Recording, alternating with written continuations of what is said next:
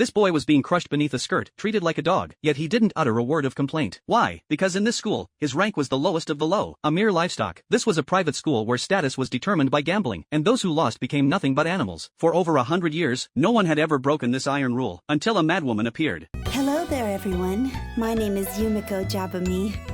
Yumiko was beautiful and pure-looking, and everyone was curious about her gambling skills. Satomu immediately took an interest in her. Her only pleasure was destroying newcomers. Would you be down for some gambling with me? Without hesitation, Yumiko agreed to the challenge. The game? A simple round of rock, paper, scissors. The rules were simple. Pick 3 cards from a box, and play rock, paper, scissors using those cards. The cards were drawn by the audience, so each round's distribution of rock, paper, and scissors would vary. Ryota was about to warn Yumiko, but Satomu interrupted him, pulling him away with a dog collar. The stakes for this game were 1.2 million yen. Yumiko started with a modest bet of 20,000 yen. With her first hand, Yumiko won. In the next round, she raised the bet to 500,000 yen. Satomu was taken aback by Yumiko's boldness. Her courage made Yumiko seem less like a rookie. However, in the second round, Yumiko lost 500,000 yen. Then, she bet 20,000 yen again. When the stakes were low, Yumiko kept winning. But when she bet 500,000 yen, she always lost. By then, Yumiko had lost 1 million yen. Satomu, thinking Yumiko wouldn't dare bet again, started to gloat. Yumiko had no chips left, and if she continued, she'd end up as livestock, just like the others. But to Satomu's shock, Yumiko grabbed her backpack, dumping 10 million yen in cash on the table, saying, "If we're going to bet, let's do it big." Satomu broke into a cold sweat, finally realizing Yumiko wasn't some sweet, innocent girl. She was a crazy gambler. But Satomu wasn't worried. Out of the 30 people present, 21 were her allies. This time, everyone had drawn paper and rock, so the chances of scissors appearing were very low. As long as she played paper, she was sure to win. But Yumiko's gaze was cold, like a venomous snake. When the round began, Showdown!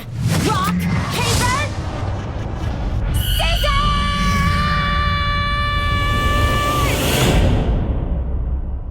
Oops.